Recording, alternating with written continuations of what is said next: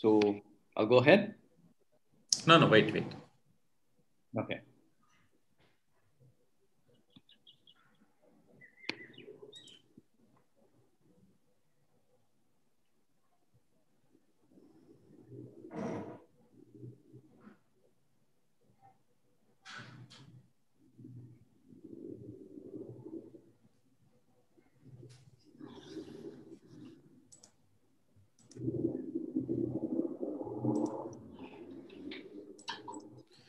Okay, so good evening, everyone, and welcome to the Asset Colloquium of TIFR. For those of you who are not part of the TIFR family, just a word or two about Asset Colloquium.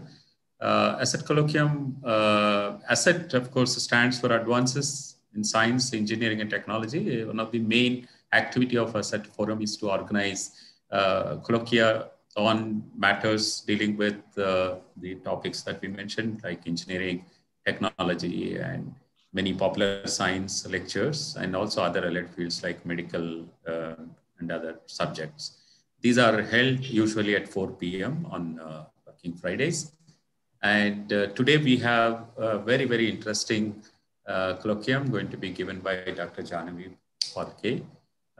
It's titled as Cyclotron, and an early history of experimental nuclear physics in India. Those of you who already received, of course, the emailer about the asset would have realized that this today's talk has a very, very strong connection to not just nuclear physics in India, but also more specifically to TIFR, apart from the connection that the speaker just mentioned a while ago. And the emailer also had sent special sort of notes which said that about the movie that she has made, and also the book. In fact, it is her thesis that also featured very prominently the TIFR's connection. So those are the ones I think would also come up very strongly during the discussion, I guess, and also the question answers, which I am sure will make today's colloquium very, very lively and interesting. And at the end, I am sure it will be also very fruitful. So without taking even more of time of yours, let me straight away bring our colleague, of course, Alakre, because of whom this colloquium has been possible. So I request Alak to formally introduce today's speaker.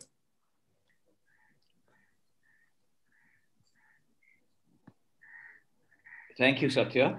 It gives me great pleasure to welcome Dr. Jahnavi Phalkey, even if virtually, to TIFR.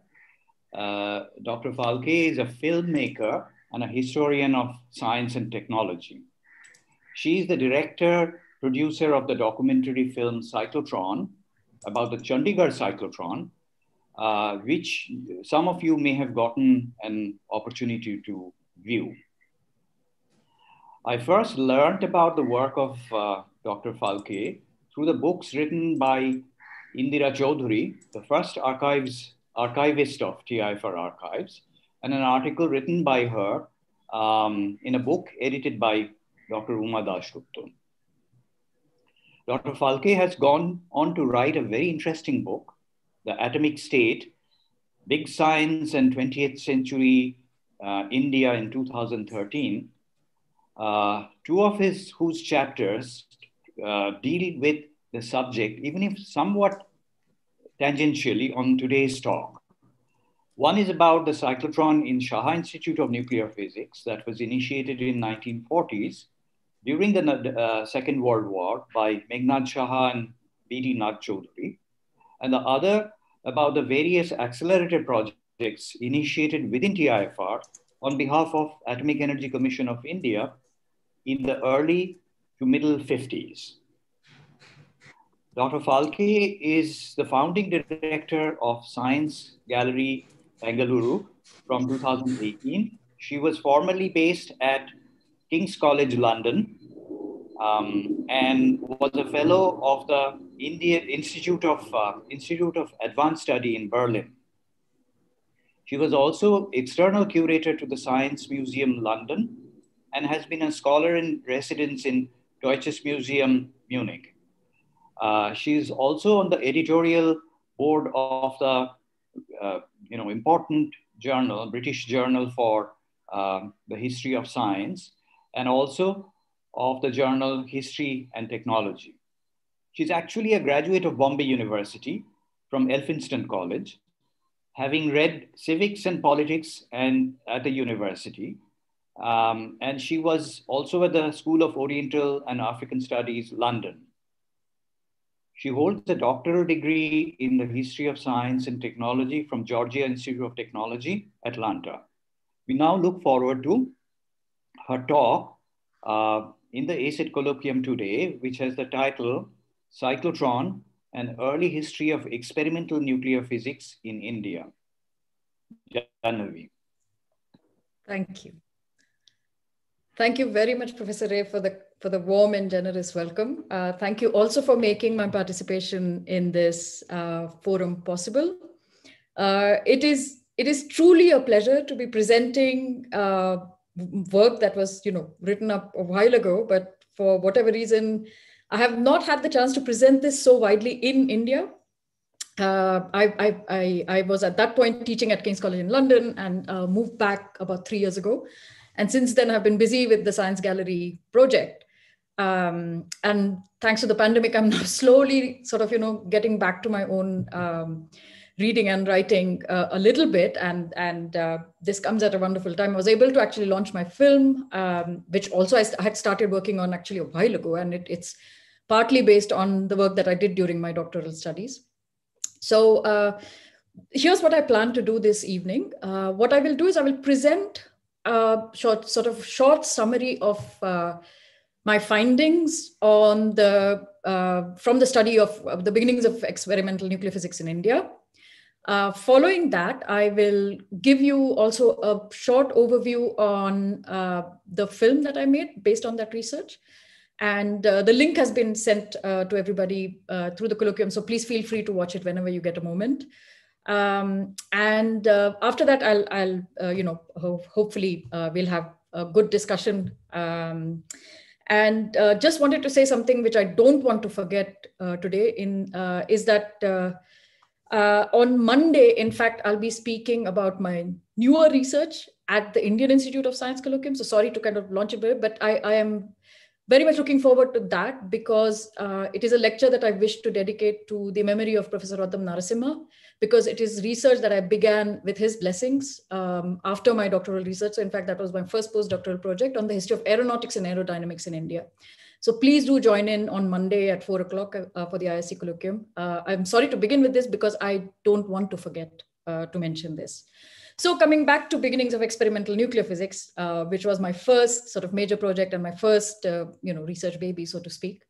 I'm also delighted that many in this room have helped this project. So most of all, Indira Chaudhary, who's in the room, who, as she recently reminded me, actually brought photocopies of archival documents for me when we met in Beijing at a conference.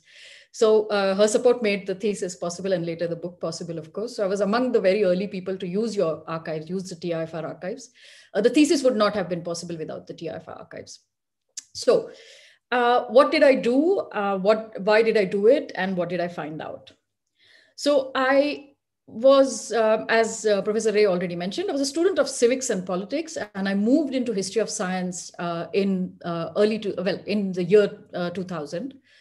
And during my coursework in the history of science at Georgia Tech, what I noticed was that we were studying, and I was trained, as I said, in civics and politics, which meant that I was far more interested in contemporary questions than in sort of deep historical questions.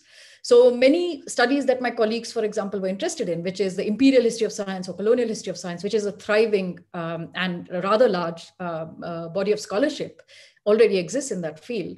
I found myself attracted to thinking more about 20th century India, because that was where my strength lay. That was where my mind was able to think better.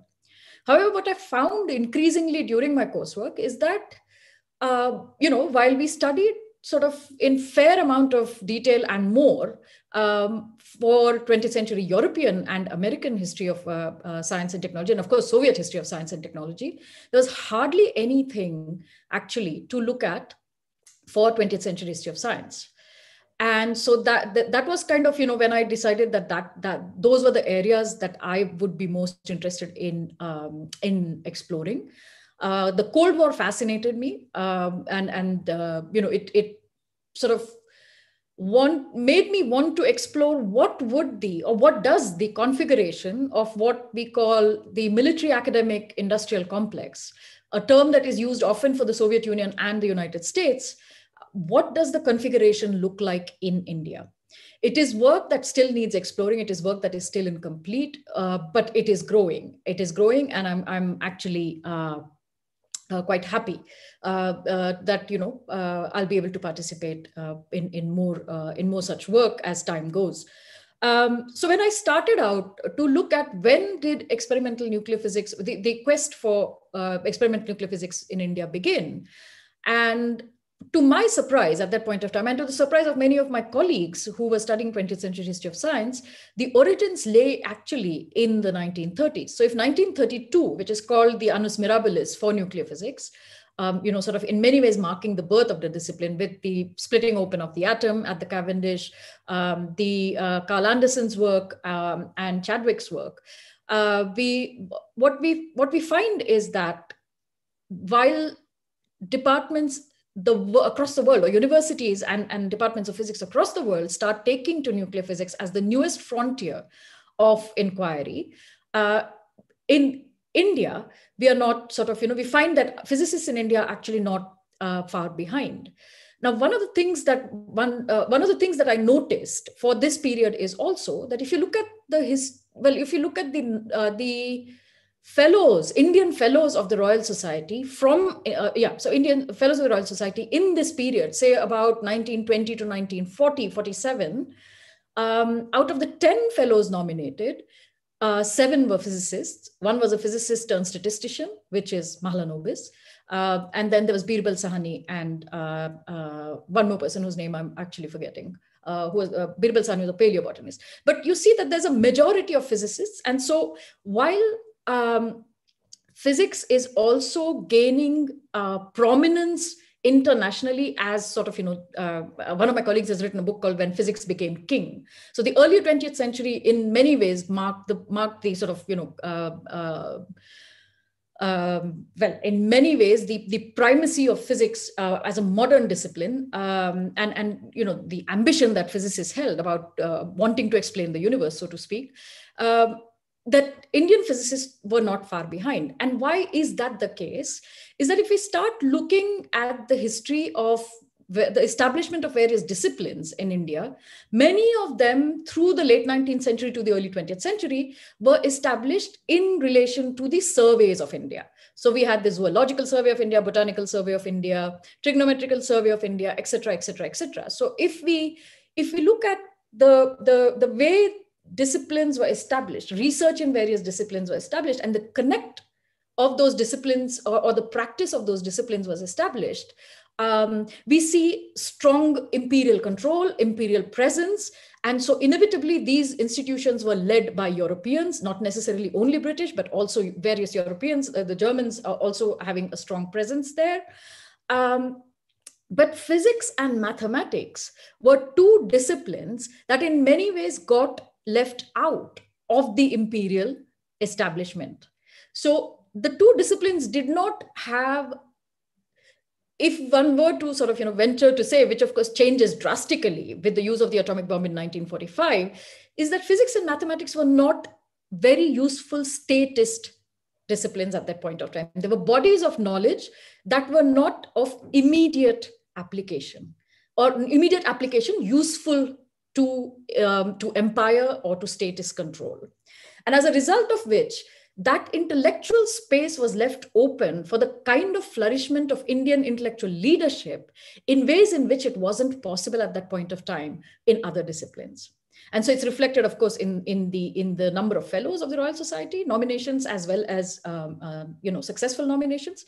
But also, and so you see that there, but you also see that in the kind of physics that was done in India. So the most often repeated example is Raman and his Nobel Prize, of course. So that's the background against which the arrival of nuclear physics impacts also physicists in India. So between 1936 and 38, there are two people who start thinking, and you can guess who they were. They start thinking very seriously about what it would mean to establish nuclear physics in Indian departments. They themselves were not nuclear physicists, but they wanted this done. And the two were Meghnad Saha in Calcutta and C.V. Raman in Bangalore. Now, what they did is both of them, in fact, followed a very similar path. And I'll say a little bit about each of those paths and then come to the third, which is the TIFR. So what C.V. Raman did was he sent one of his students, Rappal Sangameshwara Krishnan, who later at some point also became director of the Indian Institute of Science. At that point was his student, came, I think, if I'm not mistaken, from Mysore. And so Raman ensured that Krishnan would be able to study nuclear physics at the Cavendish and then come back and establish the discipline at IISc. His desire, of course, was that R.S. Krishnan would study with Rutherford.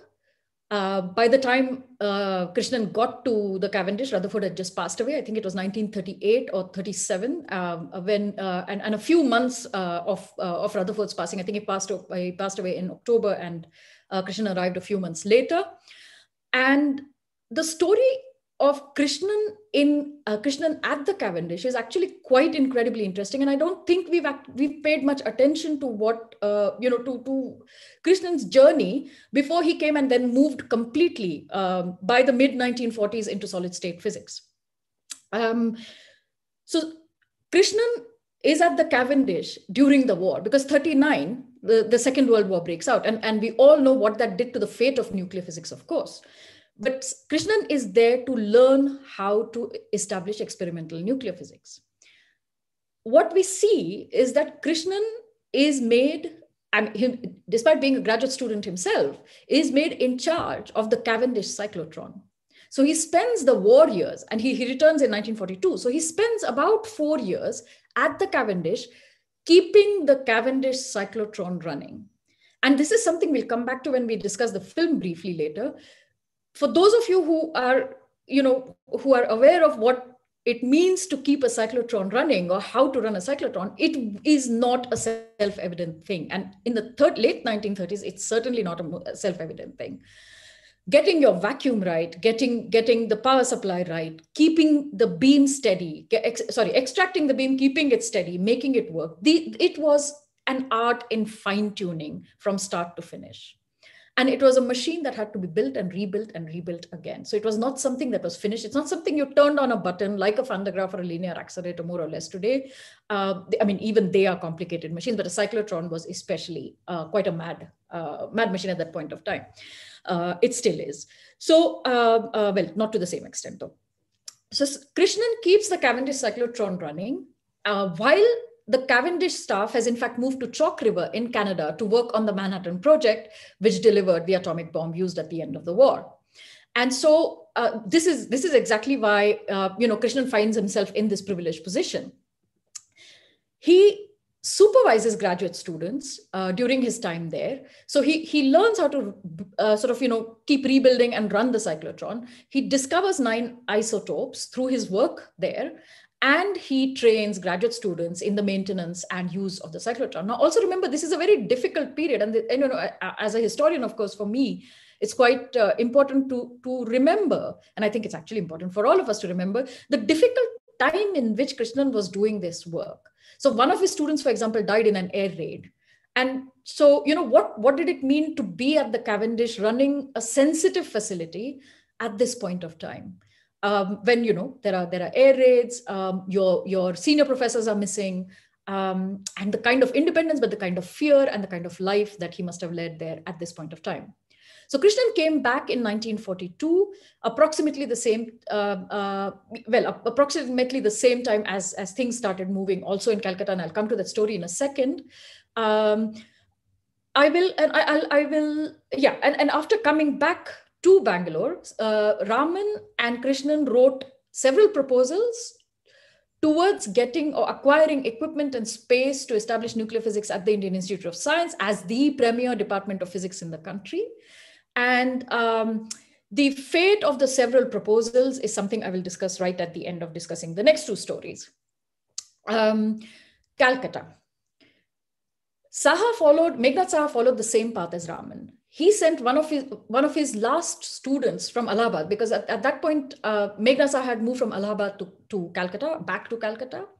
And one of his last students, Basanti Dulal Nag Chaudhary, or BD Nag Chaudhary, as he is known to most of us, came with him. Well, effectively didn't go to Calcutta, but later returned to Calcutta, but from Allahabad then went to the University of California, Berkeley, the birthplace of the cyclotron in some ways, right? It was Ernest Lawrence who made the cyclotron principle work in 1933 at the Berkeley, what is today called the Rad Labs, or what one part of it has today become the Rad Lab.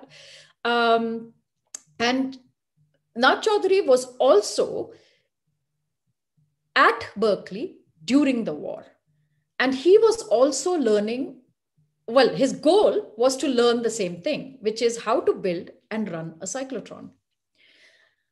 The setting there is completely different from that at the Cavendish. And here is how it was different. So in the first instance, what we should also remember, there's another interesting Tata connection there, not necessarily the TIFR, but an interesting Tata connection. So Ernest Lawrence's brother, John Lawrence, was a medical doctor. And one of the uses of the cyclotron imagined right since the outset was in cancer treatment and the creation of radioisotopes. And John Lawrence wrote applications to the Lady Ratan Tata Leukemia Trust. So they were in fact seeking funds for the making of medical cyclotrons from the Tata Trust at that point of time. And I have, in the archives, I found notes where Ernest Lawrence makes notes saying, we should probably discuss this with Saha to see if he will, help us gain access to someone in the trusts. So there's BD Nag Chaudhary at the Rad Lab, which is a much bigger setup. It is also a sensitive setup in the sense that everybody's aware in the United States, not just aware, but the lab is in the service of the Manhattan Project in a way in which the Cavendish wasn't in the service of the Manhattan Project. And it runs like a factory. There are shifts, there are day shifts, there are night shifts. They literally have charts like a auto mechanic workshop. With so-and-so shift is so-and-so is going to do so-and-so will maintain XYZ, this one's going to come in and check for this. And so unlike Krishnan, who has to keep everything together, to train people, to learn things himself, Nag Chaudhary finds himself in an assembly line of, participating in an assembly line of people and skills who are keeping the Berkeley cyclotron running. The Berkeley cyclotron, of course, is much bigger as well compared to the Cavendish cyclotron. The Cavendish cyclotron, I think, was about 37 inches, and the Berkeley cyclotron at that point they were moving on to 80 inches, 80 to 87 inches. So there are incredible letters between Nag Chaudhary's father and Lawrence about taking care of his young ward. There are letters between Saha and Lawrence about how Nag should be trained so that Calcutta benefits. In the meanwhile, Saha is also writing letters for the funding of acquiring a cyclotron in Calcutta. And among his first letters are to first applications, one can call it, or proposals, one can call it, are to the Birla Trusts and the Tata Trusts. And the recommendation for the application or the proposal to the Tatas is supported by Jawaharlal Nehru, who at that point, in fact, is sitting in prison, because this is sort of around the time of the Quit India movement, when the provincial governments, elected provincial government leaders of the provincial elected governments are in prison. And so Nehru is writing to the Tata saying, Saha is applying for this project. This is a frontier field. This should be funded. And Saha is successful in getting money from both the Birlas and the Tatas. And in fact, he uses sort of saying, okay, the Tatas have given me money, maybe the Birlas should also give me money. The interesting document that he uses to support his application is a newsletter from the Rockefeller Trusts, which talks about the medical uses of the cyclotron. And so Saha also pushes that, saying this is going to not only be useful for physics, but also for other kinds of applications, frontier applications, which we can benefit from and create sort of or work at the frontiers in India. So this is your late 30s to sort of 1942, 1943, energetic time. The war has begun. There's scarcity, there's death, there's shortage, scarcity and shortages, of course, death. There's research happening towards the war. The very first ever meeting of the Royal Society of England, which is not in London. So very first overseas meeting happens in 1944 in India. I'm happy to talk about it at a later point. It's not relevant right now. But what I'm trying to say is that this is a troubled, energetic period where independence for India seems to be on the horizon. And this is all before 1945. This is all before the use of the atomic bomb. So this is, I think, something that we must, in a way, bear in mind, because in most sort of narratives, most narratives that do not take history or history of science very seriously, we kind of look at the Indian desire or the desire on part of Indian physicists or even the Indian state to establish nuclear physics as one that comes from having seen the spectacle and the terror of the atomic bomb, right? And therefore, that's why people wanted to, participate in experimental nuclear physics research. The third story, which is of relevance to the audience today, or probably to most of you, is, as you're all aware, the Tata Institute of Fundamental Research was established on the Indian Institute of Science campus because Homi Jahangir Bhabha at that point was in Bangalore working at the Department of Physics. He was, during this period, nominated to a fellowship of the Royal Society. Everybody has seen the fabulous letter that he, or the letter which establishes the desire to build the Tata Institute of Fundamental Research with a broad vision. And this is from 1944-45, right? Like, so 1944 is when we pretty much have the beginnings of the Tata Institute of Fundamental Research, again, before 1945. So the importance of experimental nuclear physics as a frontier field for physics, but also for nuclear energy, is something that at least three prominent physicists and some of their students were acutely aware of before 1945 and the use of the atomic bomb, and before 1947, which is the sort of poetry of that moment, 1947, which is Indian independence.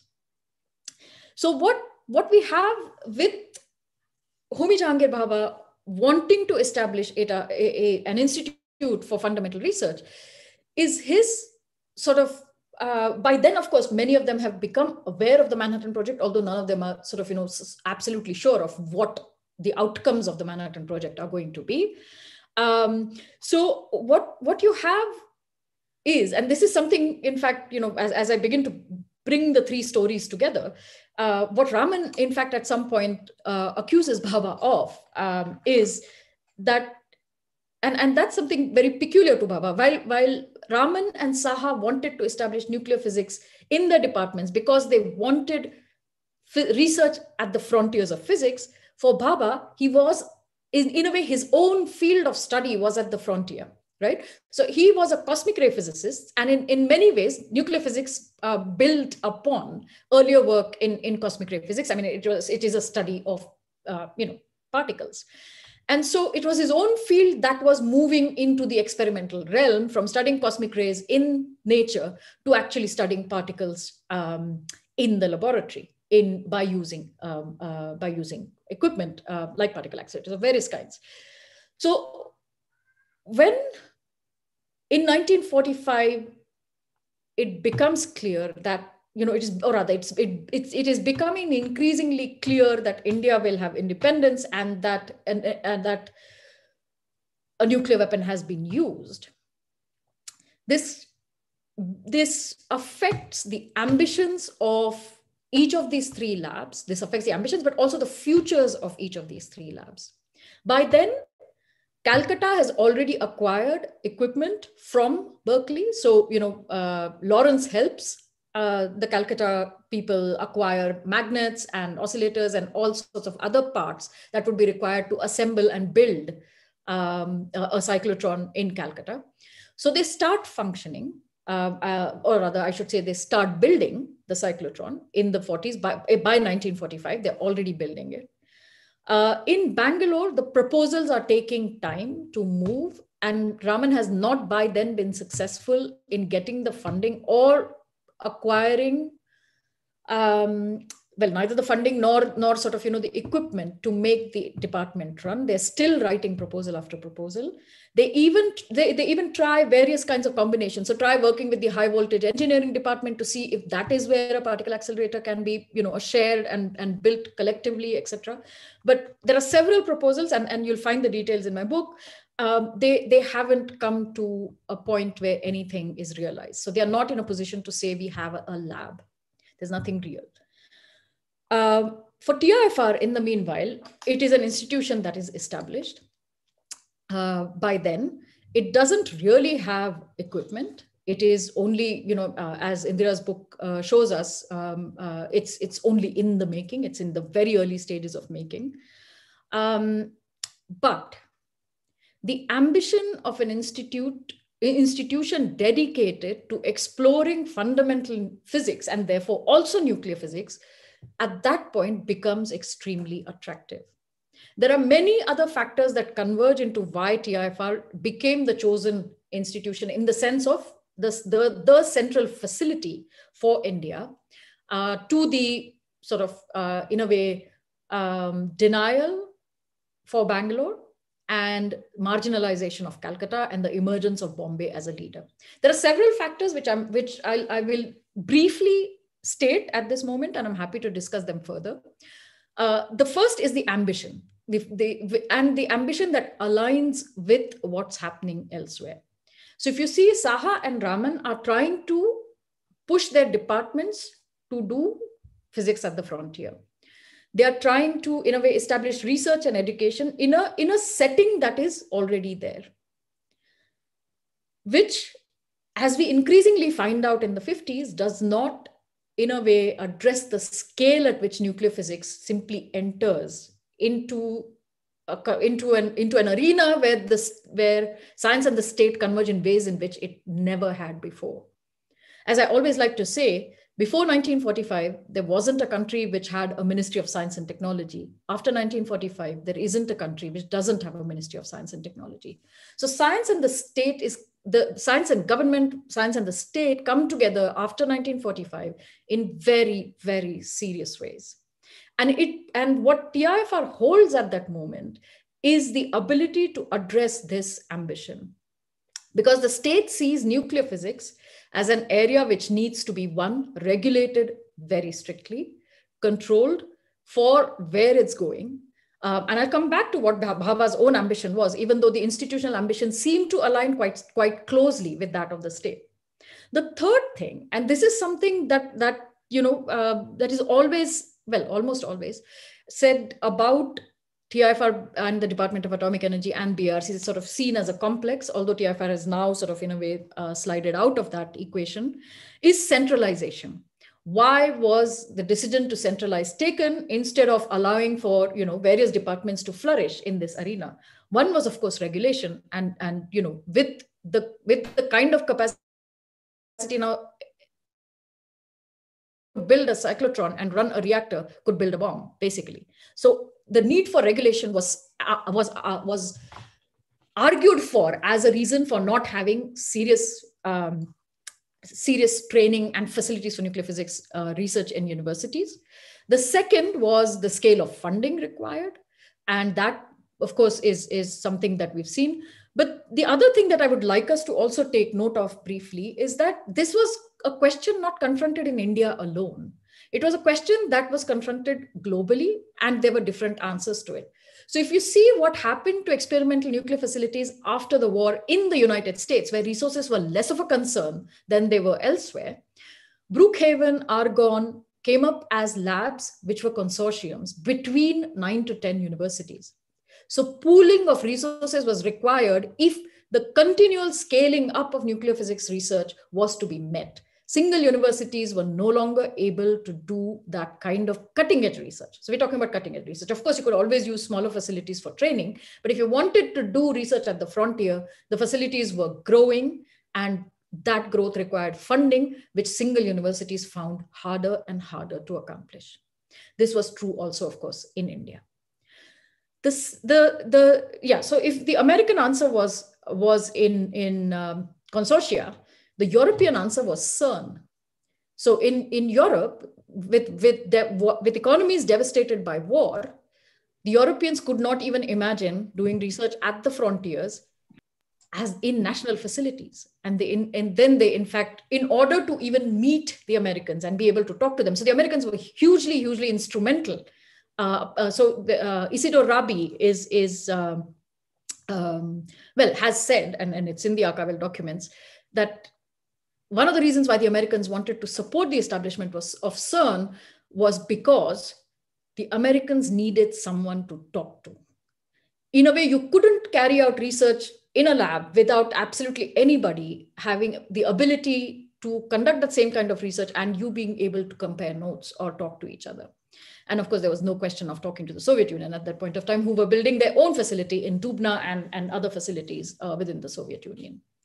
So when seen in this context, then the decision to centralize, or wouldn't even call it centralized, but the decision to focus on the development of one facility over the development of several seems to begin to make sense. How that was accomplished, of course, is a more difficult story, because what eventually happens in 1947, the interesting thing is, of course, the predecessor to the Department of Atomic Energy, the AERB, was established in 1946, so a year before independence, in fact. And the council, so there was politics around the council of the Indian Institute of Science, where Meghnad Saha was appointed as a nominee of the Department of Education, Government of India, and Homi Bhabha was the family nominee of the Tatas on the IISc Council.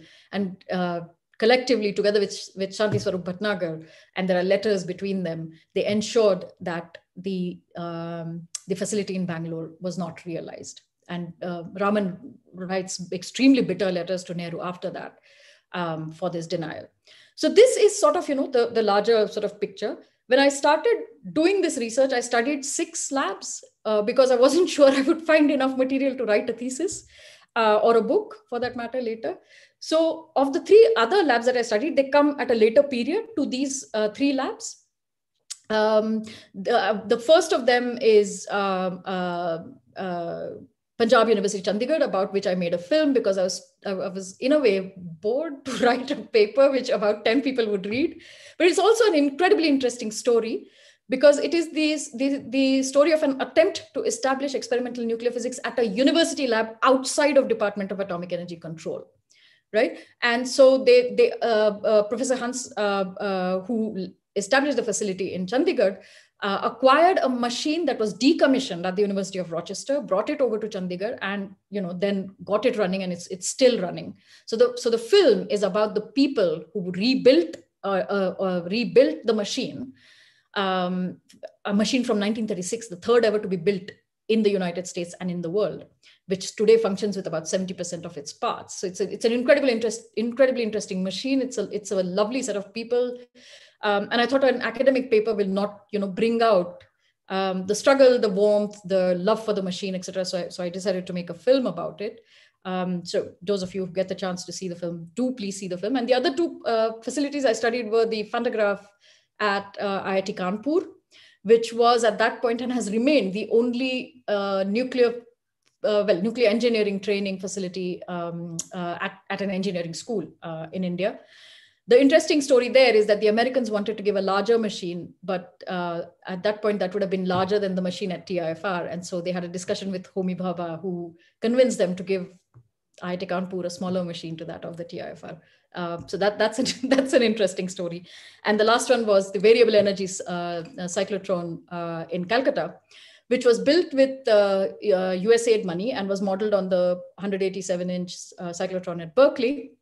That story is interesting in other ways because everything was, I mean, the team tried to manufacture absolutely everything in India, including welding, sort of, massive steel chambers, etc., using shipbuilders and this and that, because, I mean, in Indian industrial support for experimental research at that scale is not something that to be taken for granted. And it's something that can't be taken for granted even today, forget in the 1970s.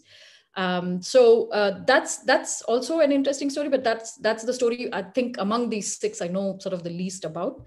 I'll stop there and hope that you have questions. Yeah, thank you for your attention.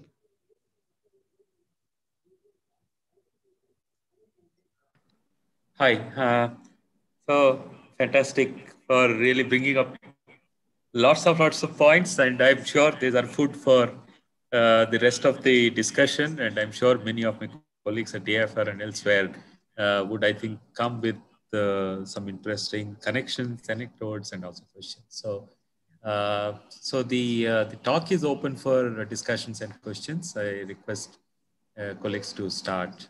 Those of you who are on the Zoom, please go ahead. I'm sorry. And you could ask, either you can type in or maybe raise your hand. I will take it up. There's also already a question from Alak himself. Yeah, please go ahead, Alak.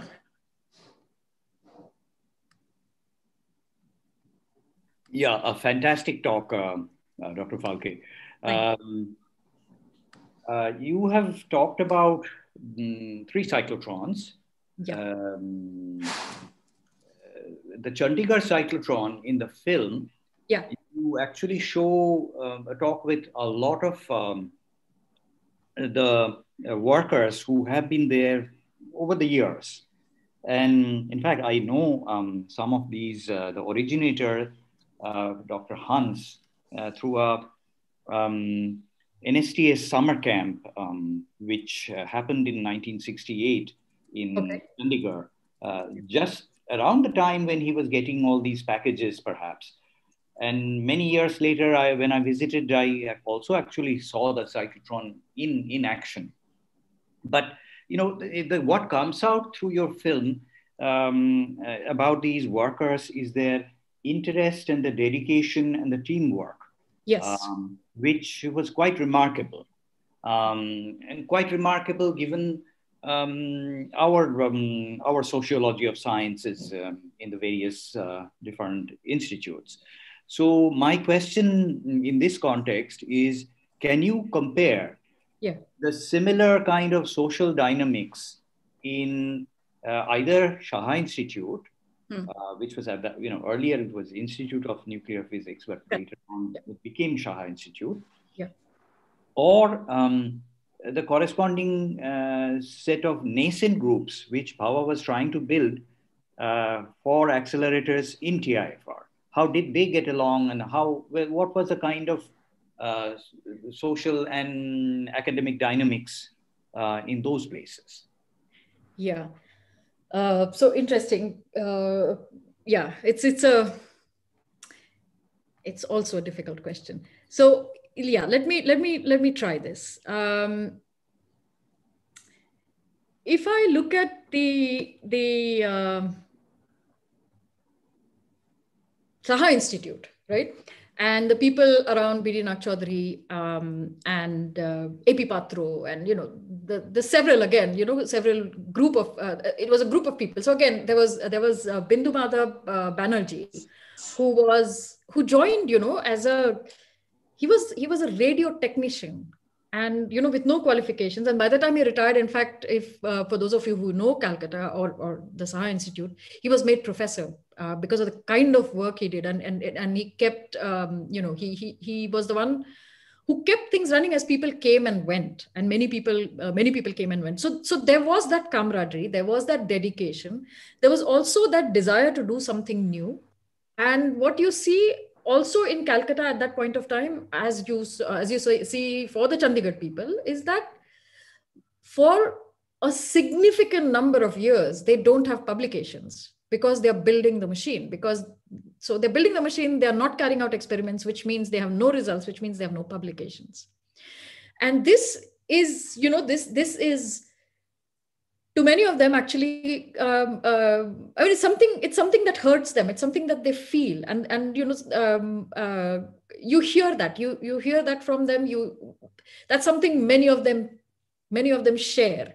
So when I spoke to even Bindu Madhav Banerjee in his last years, I was lucky to actually get a meeting with him. He was in his late 80s when I met him.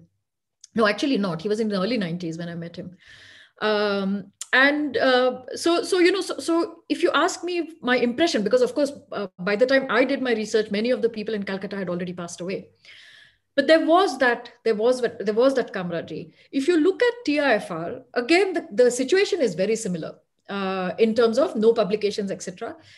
And therefore, sort of the complaints of we are being assessed against, with the same parameters as everybody else, but we don't really have publications. So, this is not fair, etc. But in the case of TIFR, I think what was complicating there were three things that were complicating. The first is that Bhabha wanted to acquire a Betatron. And one of the reasons for that desire was that at that point of time, the meson was, let me put it this way. I mean, I'm going to put it very, very, as a caricature, very crassly. Please don't misunderstand me. Bhabha wanted to find the meson. And when Colin Powell found it, and discovered it, and of course, subsequently was awarded the Nobel Prize for it, he thought he would at least recreate it in the lab. And so the Betatron was the best equipment he could have actually acquired at that point of time to do this experiment. And this is when Raman says, he wants the Betatron because he wants the meson. He doesn't want to establish nuclear physics here. And by the time the decision on the Betatron is taken, the creation of the particle has happened at Berkeley already. And that is the point when Bhabha gives up in many ways and stops publishing. This is by the early 50s. And then takes a decision to early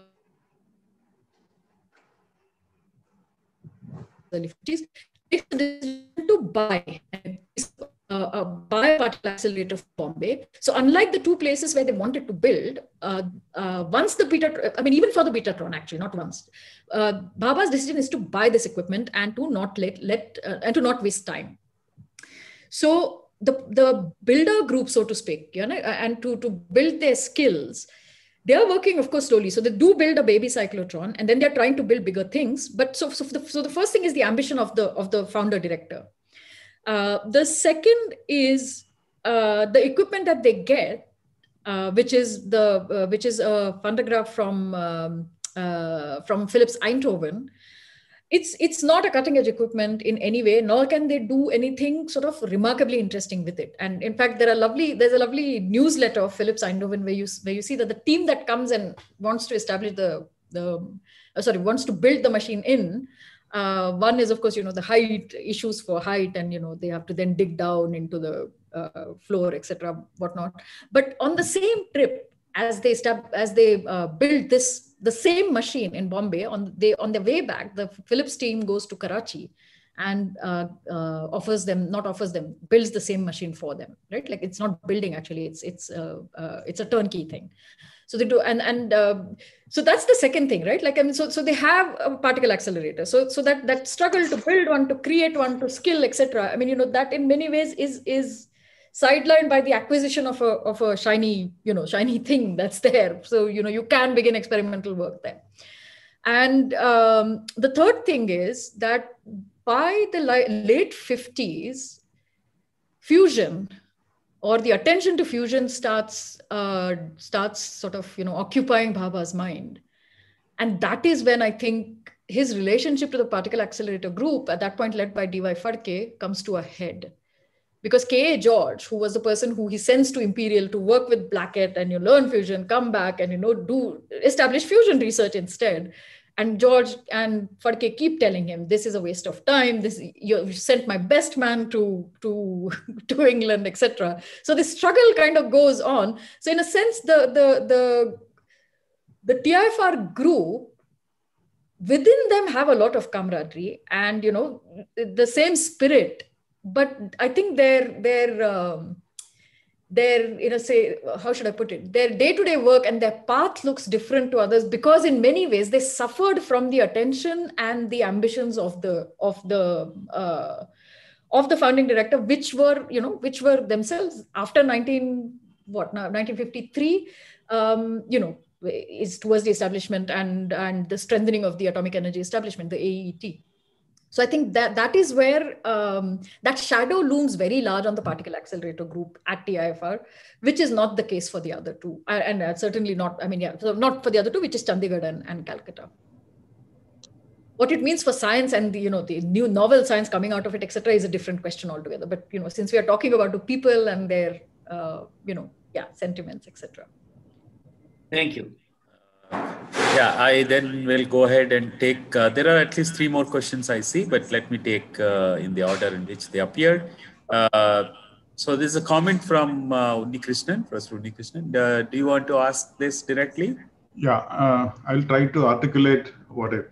After we received the abstract, I had a look at the thesis chapter, which was referred to there of the same topic.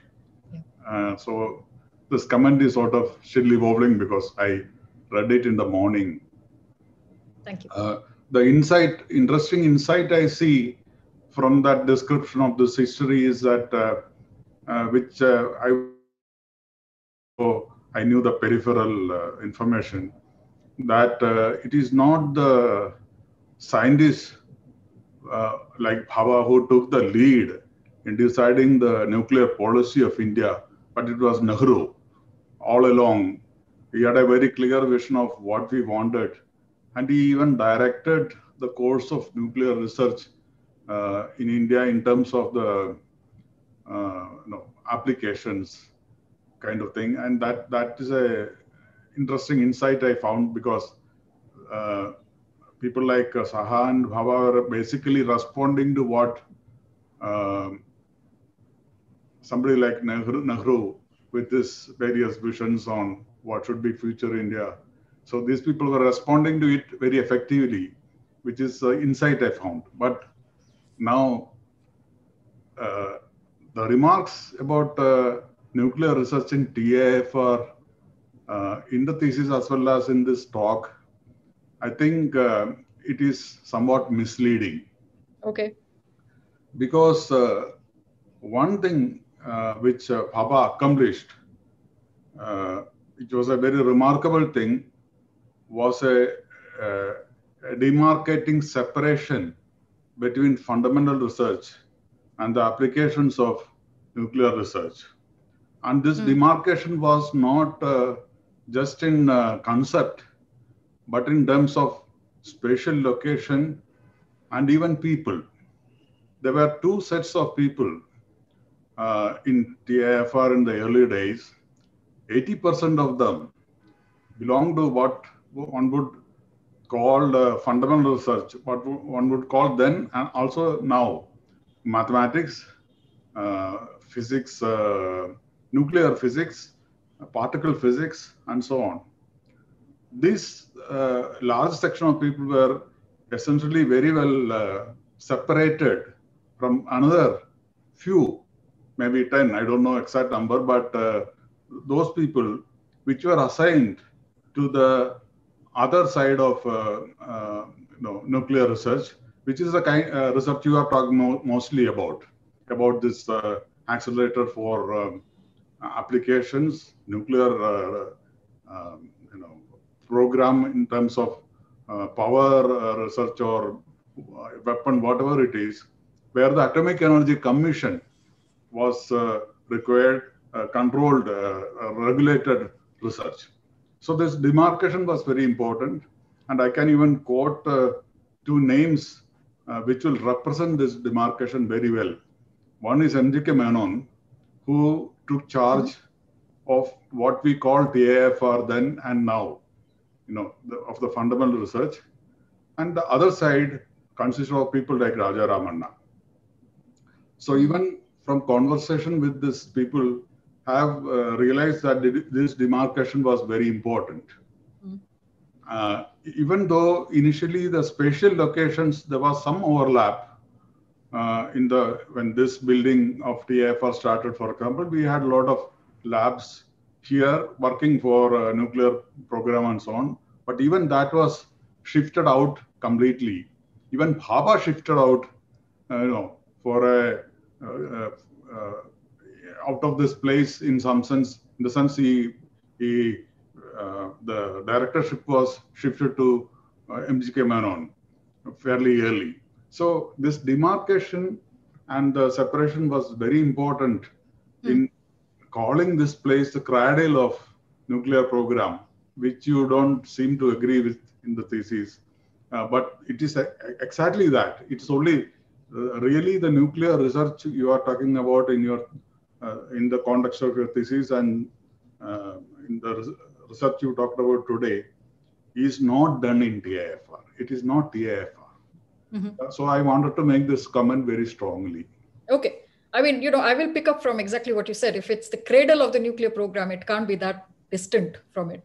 I think it was a struggle. It was a struggle in the early days. There is no doubt that that demarcation was required, that demarcation was fought for, but fought for in terms of Bhabha and his colleagues, including MGK Menon and many others, did want that distinction. But the context in which my remarks should be seen is in the establishment of experimental nuclear physics. I think for mathematics, you're able to do it much easier. For theoretical physics, you're able to do it with relative ease. But I think there was an experimental nuclear physics program here, which was fundamental research. It was not this research one is talking about. I'm happy to take this discussion. I'm happy to, I'll leave my email ID in there. I'm happy to take this discussion further. But I'd like to discuss this at a later point because the availability of a Van de Graaff machine with the AEET affected the fortunes of the group that was supposed to do fundamental research at TIFR. So it wasn't easy to maintain this separation. It wasn't easy to maintain this separation because the argument and the ambition for this institution was supported by the state finding use. Otherwise, why would it be the cradle of the nuclear program, right? I mean, it is, as you yourself said. But to your first point, which is about Nehru and, and the set of scientists responding to him, I think the only thing I would like to say is that it is no different anywhere else. It is the same the world over. I mean, what you have in people who understand and can do nuclear physics at this point of time in history is people with skills that the state wants most, right? And so they are coveted skills that the state has most use for because this is a fearsome new weapon that has been found. And so the ability that these people had in their, in themselves was important to the state. So,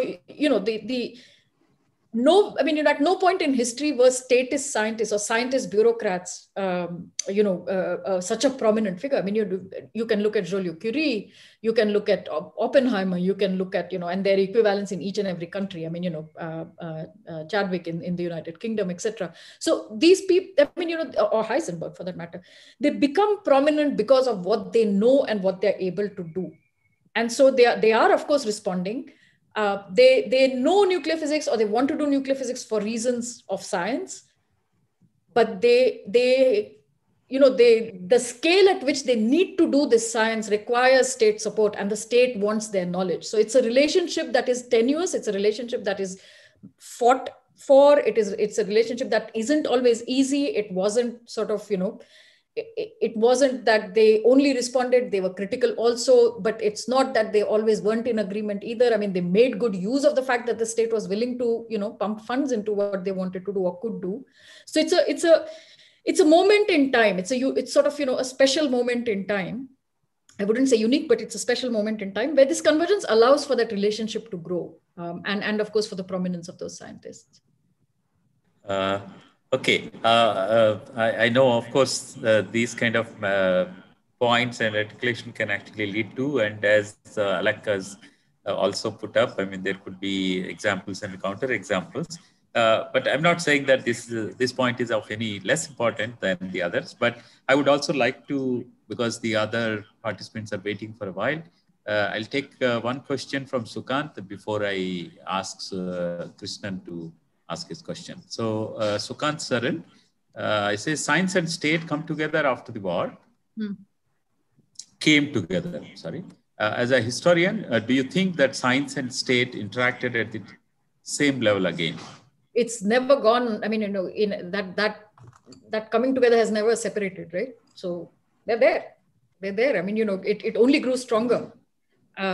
So in various ways, in different projects, right? Like, of course, I mean, we don't yet have a repetition of the Manhattan Project in another domain for that matter, but they never went separate ways after that. I mean, even if you look at the example of the only science plan that this country ever had.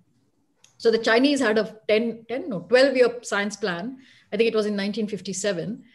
And the Indians attempted a science plan in 1972-73. And then, the emergency was declared and Mrs. Gandhi was thrown out of power after that. And so the plan was never implemented properly because Mr. Morarji Desai, who came into power after that, did not want anything to do with the science plan. But it was a remarkable science plan because what Mrs. Gandhi did at that point of time was she brought together a group of 1,800 people from what she called user ministries, the planning commission, not she, but the regime at that point of time called user ministries, planning commission, and scientists from not just CSIR labs, but also academics. And they came together to discuss specific projects, which the ministries wanted, the research labs were able to work on, not necessarily promise to deliver, but would attempt to deliver. The CSIR labs in support, academics in support, and the planning commission saying, okay, we can allocate X money for X because X ministry has X money, but we can move this from here, there, etc. It was a massive exercise over 2 years. The plan itself is about 1,800 pages long, and nothing came of it, unfortunately. But such an exercise is, almost impossible to imagine before, right?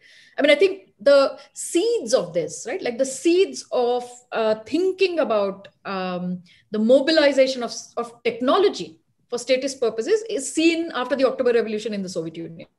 And this was an experiment admired hugely, not just by leadership in India in the 1930s and 40s, but also the world over, right?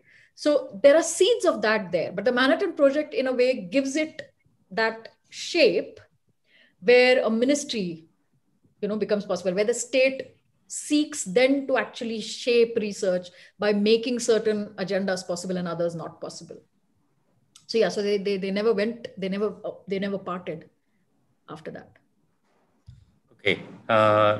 So I would like Krishnan to ask his question. Krishnan? Yeah. See, you referred to the history of the proposals from different labs, from different leading science personalities. Yeah. And the fact that Raman's proposal founded in the Indian Institute of Science Council because of coming together of certain political interests, maybe. That's political interest. I mean, okay. Yeah. All right. But, I picked up the idea that Shanti Sarup Bhatnagar, Bhabha, as well as Saha had a role to play in somehow causing that foundry. Yes, absolutely. Okay, but the question is that perhaps before this was when Raman was busy writing up his proposals and seeking funding, presumably from sources other than the Indian Institute of Science Council.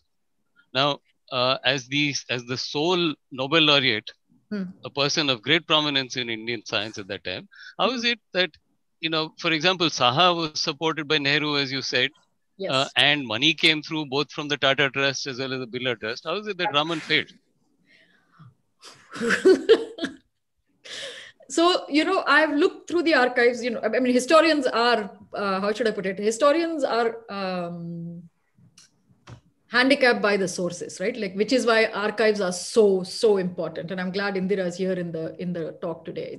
We do not have good archives in India. So, I can tell you stories from the papers that are left behind. And I'm able to tell you even the story that I can for the, the sort of the tragedy of the Bangalore proposal because of the papers shared with me, not from any institutional archive, but the personal archive of R.S. Krishnan, his son. Can I just interrupt briefly? Yes, whom did Raman write to for funding? He wrote only to the Indian Institute Council. From everything that I could tell, the proposals only went to the council. He was confident it was going to come through. He was it's only when everything fails that he writes this bitter letter to Nehru saying, how the hell did this, you allow this to happen? Okay. All right. Thanks. Yeah. Sorry. I mean, sorry for my rant. That's my favorite rant as a historian because, I need the papers, so, and I have no papers that show me that he applied anywhere else. And everything in the papers that I have tells me that he was confident he was going to get it. Jahnavi, if I can quickly add to something that, I know you have looked at and you go through it in your book and thesis, is the Bhatnagar papers, where Bhatnagar very clearly writes to Choksi that there's no need for two institutions. So that's why Krishnan's proposal does not get support. Yep. And there is something else then going on behind the scenes, it seems to me. Yeah, because these are all powerful figures in IISc Council. Yes. No, I don't think it's so. Yes, you're absolutely right. The papers confirm exactly what you said. My reading of it is slightly different in that, of course, sorry, whose question was it? Who was I speaking to right now? Yeah, this is. The question is from Krishnan. Yes. So, Krishnan. It was from Indira Chaudhary. No. Indira, I know. Krishnan. So, like I said, the Bhatnagar, Bhabha, and Saha instrumental in making this happen. But the decision is one of centralization and of creating one facility because there aren't resources to create more than one at the level at which a facility of this would even make sense.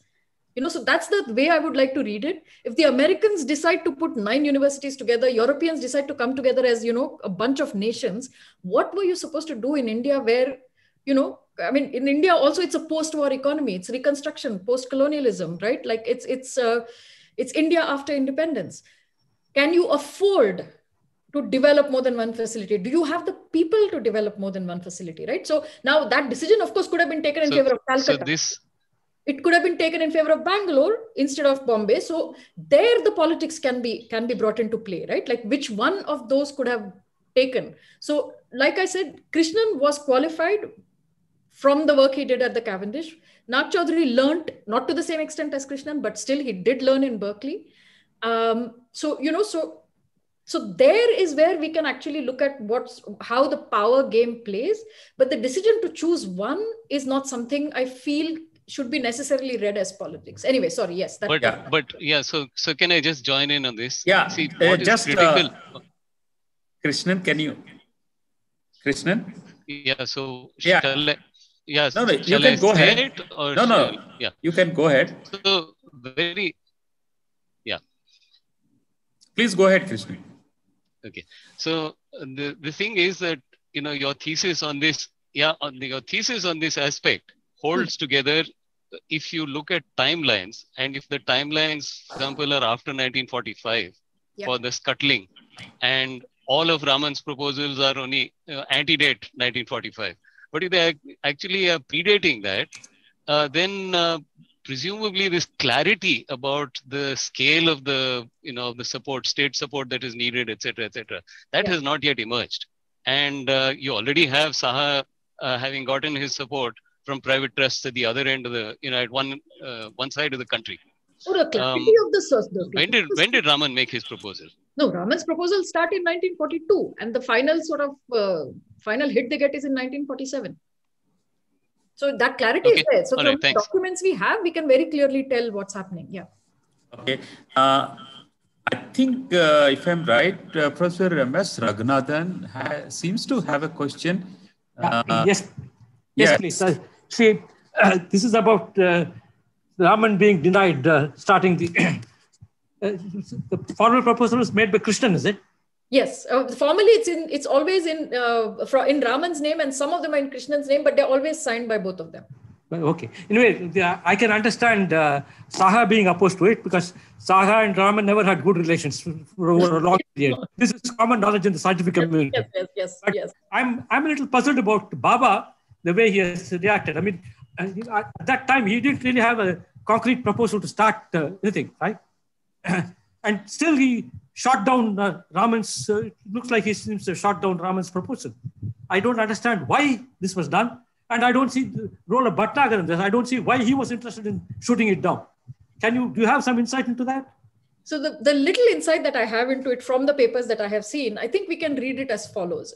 Bhatnagar is sort of the state administrator of science at that point of time, right? Like he has led the war effort. He has led the establishment of the Department of Scientific and Industrial Research. He is he establishes the precedent for making scientists secretaries of departments. So today we, take it for granted that, even before the Ministry of Science and Technology was established, the secretary for Scientific and Industrial Research was Bhatnagar, the secretary for Department of Atomic Energy, then later became Baba. And then, it has followed ever since, right? So he was in many ways the prototype for that position, that relationship between science and the state. If one look at how it was structured, Bhatnagar was that person. So he was incredibly powerful at that moment. And the AERB, or the Atomic Energy Research Board, was a CSIR lab to begin with, right? So it was established under the CSIR. There was no other place to put this newly established entity under, other than science and industrial research. And so, Bhatnagar is manning that department. It's not, so I think if we just, for once, just sort of set aside the personal and you look at, so it's his position. He is now responsible for a state-wide decision to establish credible nuclear research at the right kind of scale in India.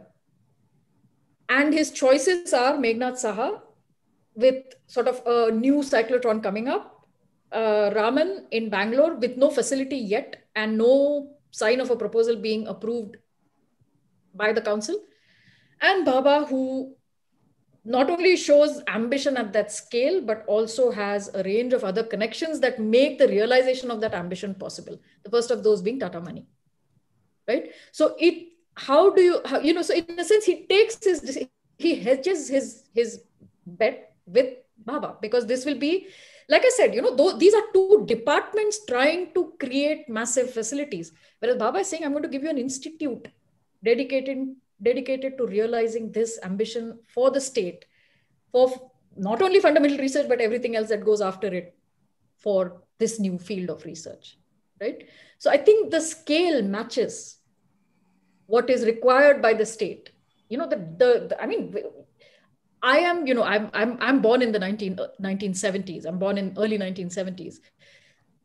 I've talked to my grandfather about it. My father was very young in 1945. The sort of, the terror of the bomb, right? And the promise of nuclear energy. These are kinds of things that today I can only expect us to imagine. And so at that moment, when someone, when there is a proposal that sort of addresses this scale, this ambition, versus two departments saying we are going to catch up and create massive departments, when in the US they are saying departments can't do nuclear physics anymore, they have to come together and have national labs. The emergence of the national lab as the place to do science for the state is also an idea of this time. So what Baba promises is the creation of a national lab. What Raman and Saha promise are the creation of two cutting-edge departments. That's how I read it from the papers, and I think what helps me here probably is that I'm trained as a historian of science. So in a way, I do not inherit many of the stories that many of you who are, soaked in the field and in the institutions inherit, right? And so in some ways, from some distance, I'm able to see this. It's unfortunate, of course, because, those letters are very hard to read. Raman's disappointment, he's heartbroken. Krishnan leaves nuclear physics forever. He's the one person in India at that moment in time, in 1947, who knows how to build and run a cyclotron, the only person who knows how to do it. And he then moves over to solid state physics. He says, Bhabha offers him a job at TIFR, but he says, no, actually, I'll stay here. And I'm sure, it's part of it is also because of his loyalty to Raman. And maybe not desire to not move to Bombay from Bangalore, which is, of course, a much nicer place in terms of weather. But, I'm sure that was not what was going on his mind. But I think there are these factors. One can't ignore them. India is a newly independent country. Nehru is shouting around everywhere and saying, we don't want to be colonized again. The Cold War is at your doorstep. You want to be capable. You want to be nuclear capable. At what scale will you do it? Well, no, but on the other hand, Raman had approached only the Tata Trust, right? No, he didn't. The council, which the institution was run by the Tata Trust at that time, right? There's a Tata family member represented on the council. And I think that's probably not changed even now. That was Baba. That Baba was appointed, in fact, at this point. So it was played that way. I mean, there is absolutely no doubt that Bhatnagar wanted it this way. Baba agreed. In fact, when the first time Bhatnagar writes to Baba, he's surprised because he thinks he's surprised also for the Saha thing, actually, in fact. And he's like, are you sure that you're saying this not just about Bangalore, but also about Saha? So Bhatnagar has decided, Baba finds alignment with it, agrees with him. Saha also agrees that Raman should not get it. And then, they make it happen. So.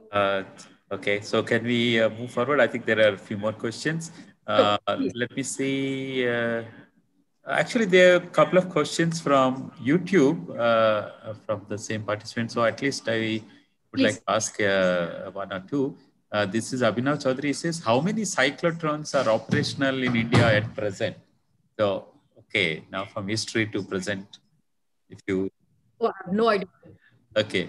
I have no idea. Another question related, why the cyclotron in Chandigarh has a special place in science history? Well, it's the world's oldest functional cyclotron. It was built in 1936, the third ever, as I said, to be built in the world, in the US as well. And today it works with, so apart from the power supply, which has been moved from the old transistor and valve system to solid state, it functions with all of its original parts. I mean, the magnet is the old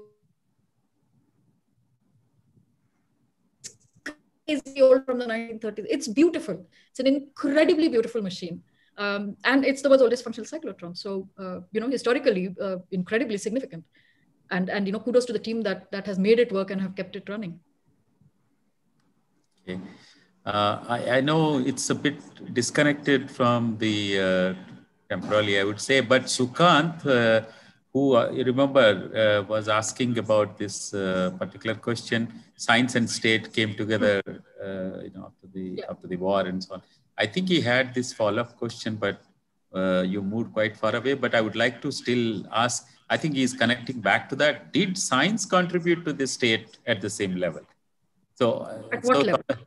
That's a difficulty. I'm not sure if Sukant is there. Sukant, can you, I think it was in that particular context when you're speaking, he must have typed this. Can you hear me? Yeah, we could. Yeah. Okay, you see, what you are saying is that because of the conditions of the Second World War, the science and state came together in a way which they were actually rather disconnected before, and they got connected. They weren't connected as closely. As closely. Yes. So also, Second World War, the Manhattan Project and the atomic bomb and the weaponry and the associated developments in that kind of contribution, that level of contribution, was science ever able to replicate that in future? In the sense that did states' confidence in science, was it well repaid? I mean, the question should be the other way around. But no, I mean, yes, if you look at putting the man on the moon, I mean, that was hardly a political goal. That was a technological science, techno-scientific goal. No, it was a Cold War politics all the way. Yes, absolutely. But it wasn't a politics of, mere warfare. It was a politics of accomplishing in science and technology. What was Sputnik, right? How do you, the Americans are shocked in 57 when, well, they're first shocked when in 49 the Soviets have their own bomb, and in 57 when they put Sputnik into space. So I mean, I wouldn't look at it as contribution at what level, but they have that. It is integral. Science is integral to the state now, and the state is integral to science now. And there is, of course, science that is carried out outside of the, not necessarily outside, but at a distance from state agenda or statist agenda. But science as reason of state is there. It's and it takes. It takes different forms at different points of time. So the space program globally is the next best example. More recently, what can one say? I mean, more recently, it will probably move more towards the life sciences than remain with the physical sciences. But it's very much there. I mean, it's integral. It's integral, and especially in a country like India, where most scientific research is still funded by the state, it's even more true, right? Okay. Jahnavi, if you, okay, I think you're done with this. I would like to, now it is 5:25 almost. I think Alak still has one question lingering. So maybe that would be the last one before we conclude. Yeah, Alak? Perhaps I should ask this to my colleagues, not to you, but in the same way that Sukant has, asked you, I will also ask you. So you had given this example of CERN, your Brookhaven National Lab, etc., when academics of various universities had actually come together to really use very large-scale facilities. Yeah. Now, when these facilities were established to some extent in India, yeah, let's say, when BRC got established, or I mean, AET got established, and then it became BRC, or at least in the initial stages of the space program and all that. I mean, counterexamples can now be found, perhaps, to what I'm saying. But there wasn't a corresponding convergence of universities and academics into jointly using these facilities, at least in the initial stages. Perhaps later on, a little bit more had happened. Yeah. But can you throw some light on the sociology of the process rather than just only the science part of it, which I can, of course, ask my colleagues? What do you think is the sociology of the process? Yeah. So see, I studied civics and politics. We don't like sociologists. And as a historian now, we have lots of problems with sociologists. So, we have our disciplinary battles. No, but that's a joke. That's a joke. No, so, so I'm just trying to think of, so can you just sort of give me one more sentence, maybe if you were to sum up your question? Universities, right? Like if that's universities and even the academics in various academic institutions. Yeah. So I think and probably do not collaborate with each other to the same extent, at least in physics. That they do or they did. Yeah. In the United States or in European or the Warsaw Warsaw. Dubna and etc. Okay, so I think that is probably the most tragic story or most tragic aspect of the story of Indian higher education since independence. So with the emergence of the national lab as a format, I think we effectively destroyed higher education in India. Now, this is an opinion. As a historian, I'm not supposed to have opinions. I'm only supposed to have observations and analysis. But I'm happy to share my opinion with you. I think there's no doubt that we destroyed our universities. We went with the national lab form and we kind of finessed on it by creating a national institutes form. So we got the IITs, we got, we further developed the IISc, we got furthermore institutions of national importance where we began to carry out research.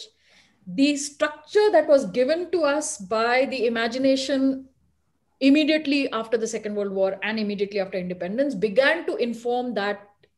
So, began to inform that process of creating institutions for higher education and research, to the extent where today we hardly have universities left, and we have weakened considerably whatever universities we have.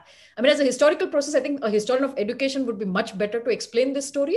But for me, the way I see it, the University of Madras has given us 2 Nobel laureates. I mean, one born and worked in India and got the prize here, and the other who went to the United States and got his prize after he went there.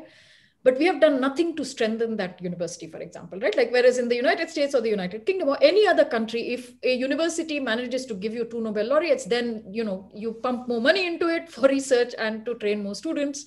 And you use that formula to then train people at further universities in order for that model to succeed and, to attract more, attract better students and, do better research. Whereas what we have done is we have the School of Planning and Architecture, we have CEPT, we have NID, we have everything. There is no single campus in India, like my former, like King's College London, where I was teaching just before I came, or the various institutions that I, either taught at or studied before that, where you can actually go and study everything from architecture to art to medicine, law, and the humanities and social sciences. So, we effectively, we can't claim, even the few central universities, the few good central universities that we have, don't have this expanse. They primarily still develop on the older 1857 model of being examining bodies whose teaching responsibilities are shared by colleges. That is a model that works in a Cambridge, which is a university town, and, the colleges take responsibilities. It's extremely difficult to make work in metropolises with populations the sizes of several. Karnataka is the size of France, Maharashtra is the size of Germany, as I never stop saying and repeat ad nauseum. So we have weakened our universities. We have weakened the capability of research in our universities. I mean, where is cooperation going to happen? I mean, this debate has been happening ever since the establishment of TIFR. What was going to be the status of the Institute of Science? At that point, I think it was the Royal Institute of Science. What was going to be the status of the University of Bombay? At some point, TIFR was going to award degrees from the University of Bombay or go teach. None of that, happened at the scale required. None of them developed. I mean, did TIFR develop the Department of Physics at the University of Bombay? No. And it's not only on TIFR. I mean, each and every institution can be, of higher education or of national importance in India can be named to have done the same thing. So once you have decimated the capacity for research in Indian universities, I mean, what do you expect? Where do you expect cooperation at the level required to happen, right? Of course, it happens in small ways. So, I mean, Chandigarh, that's why is an exception, but it's also a beautiful example of, how the ambitions of a very small group of people led by one person is able to realize something with a machine that's so old, nobody in the US wanted to keep it. But they've trained generations of students on it. They carried out some pretty good research on it, in the first 10 years, etc. So I think there is no doubt in my mind that we have destroyed our universities to a point of, pretty much no return. There is noise now about bringing them back to, pumping funds, bringing them back up to speed, etc. And I hope that happens. I really do hope that happens because, frankly, I don't see otherwise how. I mean, we have campuses where, like the Indian Institute of Science, where, you train scientists and engineers and who have no idea of the humanities and social sciences. So we are training people to go out into the world and make things, offer technical solutions for problems whose social aspects they don't understand. It's just, I mean, I think each of us knows this. I mean, we know this, we are aware of this, but somehow the collective will to address this is not there. I mean, we have a hierarchy between disciplines. We think everybody, who gets good marks should study. First of all, everything is about grades. Everything is about competition. Everyone who gets good marks will do science and engineering, less so medicine these days. And then, those who can't do anything else will go and study the humanities. I mean, it's a pity. It's a pity. And I think the status, the nature, the structure of Indian universities needs to needs to be improved. For good research to happen even in the national institutes, because just same people circulating same sort of ideas, it's not going to work. It's like what Rabi said for the Americans. You need someone to talk to. If just doing your research in your silos is not going to take you anywhere. Okay, Jahnavi, that's I think it is now time to kind of summarize. Thank you very much for not just the historical aspect of the title that was kind of projected, but the way you really went literally in every aspect of what actually connects to research, academics, and towards the end, I mean, some of your opinions about the university system, etc., are very, very well appreciated. You articulated lots of not just informative, but I think very, very thought-provoking points that you raised. I'm sure many of us on the call and those after that who are going to see your YouTube, I think will get benefit by the kind of insights that you have given to various topics that connects to academics, research, and of course, all around world, around history. So thank you very much for taking your time and spending time with us. And thanks, of course, Alec, once again for for helping us to have you here. And most importantly, also thanks to all my colleagues and also to many others who actually brought in newer insights of your team by asking these questions. So I think maybe Alec want to say a word or two. Sure. No, I just wanted to say that I enjoyed this talk very much, and thank you. Thank you very much. Thank you for the opportunity, and thank you, Professor Ray and Professor Satyanarayana for having me deliver on this forum. And for those of you who want to know a little bit about my next research, do please come on Monday. It's, as I said, it's a lecture that I would very much like to dedicate to Professor Narasimha. And could you forward the link? I've just put it in the chat. Yeah, it is there in the chat. Actually, I am also copying it. Maybe I can pass on in the asset web page where your talk is posted. So I think that will help. Thank you. Also, thanks to Indira Chaudhary, who also joined. So I think. Okay, thanks everyone. And so that will end today's colloquium. Take care and stay safe until the next colloquium next Friday. Thank you. It was a pleasure. Bye-bye. Bye.